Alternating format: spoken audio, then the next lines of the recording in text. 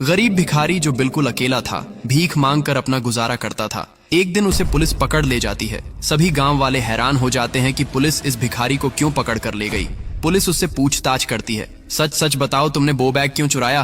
तुम्हारे पास इतने सारे पैसे कहां से आए? भिखारी कहता है, मेरा यकीन करो सर, मैंने कोई चोरी नहीं की। मुझे नहीं पता कि वो बैग मेरे घर कहां से आया। तभी एक पुलिसकर्मी बाहर से अंदर आता है और इंस्पेक्टर के कान में कुछ फुसफुसाता है और सभी पुलिस वाले बाहर चले जाते हैं। पुलिस जमींदार के घर जाती है और जमींदार से कहती है, आपको पुलिस स्टेशन चलना होगा, हमें आपके खिलाफ कुछ सबूत मिले हैं। पुलिस जमींदार को उठा ले जाती है। तभी गांव में BMW कार से एक 20 साल की महिला आती है। महिला गांव वालों से उस भिखारी के बारे में पूछती है। गांव वाले उसे सारी बात बता देते हैं। महिला सीधे पुलिस स्टेशन जाती है और वहां के SI से कहती है कि तुमने इस भिखारी को क्यों पकड़ा? क्या गुनाह किया है इसने? SI कहता है, मैडम आप हैं कौन? आपका इस भिखारी से क्या रिश्ता है? मैडम कहती है, वो सब तुम्हें जल्द ही पता चल जाएगा। पहले ये बताओ, कसूर क्या है इसका जो तुमने इसे जेल में डाल दिया है?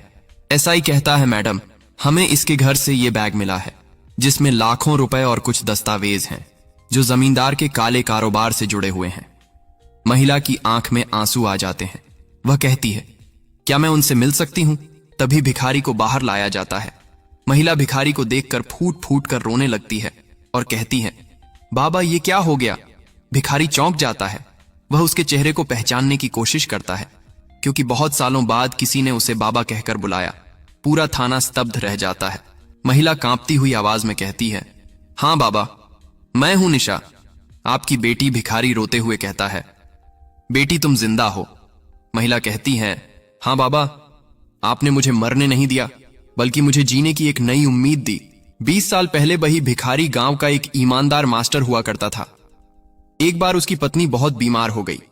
उसके पास इलाज के लिए पैसे नहीं थे और तभी जमींदार ने मदद के नाम पर उसकी सारी जमीन हड़प ली और फिर एक रात उसकी पत्नी गुजर गई। कुछ साल बाद एक सड़क हादसे में उसकी बेटी बिछड़ गई, पर उसे यह बताया गया था कि उसकी बेटी मर चुकी है। उस दिन के बाद वह आदमी बिल्कुल टूट गया। उसका नाम पहचान सब पीछे छूट गया और वह एक भिखारी बन गया। निशा कहती है कि उसे एक अनाथालय ने पाला पोसा और पढ़ाया। कड़ी मेहनत से उसने अपनी जिंदगी बनाई। उसे हाल ही में पता चला था कि उसके पिताजी जिंदा हैं और गांव में भिखारी बनकर जी रहे हैं। इंस्पेक्टर पूछता है, और वो बैग? निशा कहती है, वो बैग मैंने जमींदार के घर से चुराया था। मुझे उसके काले कारनामों का पता चल गया था। मैं सबूत सुरक्षित रखना चाहती थी। डर के मारे मैंने बैग बाबा के पास छुपा दिया। मुझे नहीं पता था कि पुलिस उन्हें पकड़ लेगी। इंस्पेक्टर ने गहरी सांस ली। अच्छा, तो ये आदमी बेगुनाह है और जमींदार को जेल भेज दिया गया और एक पिता अब आजाद हो गया। निशा अपने पिता को गले लगाती है और कहती है, अब आप अकेले नहीं हैं बाबा, मैं आपके साथ ही रहूंगी। निशा अपने पिता के साथ थाने से बाहर निकलती है। मीडिया और गांव वाले हर कोई वहां जमा हो गया था। लोग कह रहे थे, देखो, एक भिखारी की बेटी तो करोड़पति निकली। लेकिन निशा के चेहरे पर मुस्कान नहीं थी। उसके अंदर कुछ और ही चल रहा था। वह अपने पिता को BMW कार में बिठाकर शहर ले आती है। उसके पिता जब आलीशान घर में पहुंचते हैं, वो सोचते हैं कि इतनी रौनक और मैं पूरी जिंदगी सड़क पर रहा। रात को जब सब सो गए, तब निशा अकेली ड्राइंग रूम में बैठी थी। उसके हाथ में वही काला बैग था। वह आखिरी बार उन दस्तावेजों को देखती है। तभी उसकी नजर एक मेडिकल रिपोर्ट पर पड़ती है। निशा के हाथ कांप जाते हैं। रिपोर्ट में उसके पिता का नाम था और तारीख आज से 10 साल पहले की थी। उन्हें अल्जाइमर की बीमारी थी। निशा की आंखों से आंसू निकल पड़ते हैं। अब उसे अच्छी तरह समझ आ गया था कि उसके पिता क्यों उसे भूल गए थे, क्यों अपनी ही बेटी को मरा हुआ समझ बैठे थे।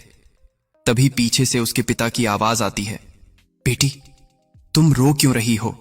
निशा चौंक जाती है और कहती है, क्या आप मुझे पहचानते हैं? उसके पिता कहते हैं, नहीं, लेकिन तुम्हारी आंखें कुछ अपनी से लगती हैं। निशा टूट गई। उसने अपने पिता को कसकर गले लगा लिया और कहा, चाहे आप भूल जाओ बाबा, पर मैं आपको कभी नहीं भूलूंगी। अगले दिन कोर्ट में जमींदार को सजा सुनाई गई, लेकिन निशा की लड़ाई अभी बाकी थी। समय बीतने लगा। निशा ने अपने पिता के इलाज में कोई कसर नहीं छोड़ी। कभी उसके पिता उसे पहचान लेते और कभी फिर से वही खाली नजरें। एक दिन डॉक्टर ने निशा को अपने पास बुलाया और कहा, आपके पिता की बीमारी पुरानी जरूर है लेकिन सामान्य नहीं लगती। निशा चौंकते हुए कहती है, आप कहना क्या चाहते हैं? तभी डॉक्टर एक फाइल आगे बढ़ाकर कहता है, हमें शक है कि उन्हें धीरे धीरे कोई दवा दी गई थी, ऐसी दवा जो याददाश्त खत्म कर देती है। रिया के पैरों तले जमीन खिसक गई। वह उसी रात गांव पहुंची। पुराने स्कूल के खंडहर में जाकर उसने हेडमास्टर की पुरानी अलमारी खुलवाई। वहां उसे एक 10 साल पुराना रजिस्टर मिला। उसमें उसे एक नाम मिलता है, स्कूल का अकाउंटेंट। निशा को झटका लगा। वही आदमी जो आज गांव का सम्मानित नेता बन चुका था। उसी अकाउंटेंट ने जमींदार के साथ मिलकर उसके पिता के खाते से पैसे निकाले थे। जब पिता को उन पर शक हुआ तो उन्हें इलाज के नाम पर वही दवाएं दी जाने लगीं। पर असली झटका तो अभी बाकी था। पुलिस ने जब अकाउंटेंट को पकड़ा तो उसने टूटते हुए कहा, साहब, मैं मजबूर था, लेकिन जिस हादसे में बच्ची को मरा हुआ बताया गया था वो हादसा भी झूठ था। निशा की सांस थम गई। तभी उसने निशा से कहा कि तुम जानती हो तुम्हें अनाथालय किसने भिजवाया? तुम्हारी मां ने। निशा एकदम से चौंक जाती है। अकाउंटेंट कहता है, तुम्हारी मां अभी जिंदा है और वही चाहती थी कि आप दोनों अलग रहें। उन्हें लगा कि आपके पिता कमजोर हैं और उनकी बीमारी का आप पर भी काफी असर पड़ेगा। वह उसी रात एक पुराने मकान में जाती है और अपनी बूढ़ी मां से मिलती है और कहती हैं, मां, आपने हमें क्यों अलग किया? उसकी मां कहती है, बेटी मैं डर गई थी, मैंने गलत किया। अगले दिन निशा अपने पिता को मां से मिलवाती है। सभी खुश हो जाते हैं। सब कुछ धीरे धीरे ठीक हो चुका था। फिर एक दिन निशा के पिता निशा को बुलाते हैं और कहते हैं, बेटी, आज सब कुछ बहुत साफ दिख रहा है। निशा कहती है, बाबा, आप मुझे पहचान रहे हैं? वो कहते हैं, हाँ बेटा, सब कुछ याद आ रहा है, तुम्हारा स्कूल, तुम्हारी मां। निशा की आंख में खुशी के आंसू आ गए और सभी लोग खुशी खुशी रहने लगे। आज की कहानी यहीं पे समाप्त होती है। दोस्तों, आपको ये कहानी कैसी लगी और कहानी का कौन सा पार्ट आपको सबसे अच्छा लगा? अपनी राय कमेंट बॉक्स में जरूर बताइए और ऐसी ही मजेदार कहानियां सुनने के लिए वीडियो को लाइक और फॉलो कर लीजिए और वीडियो शेयर करना बिल्कुल ना भूलना।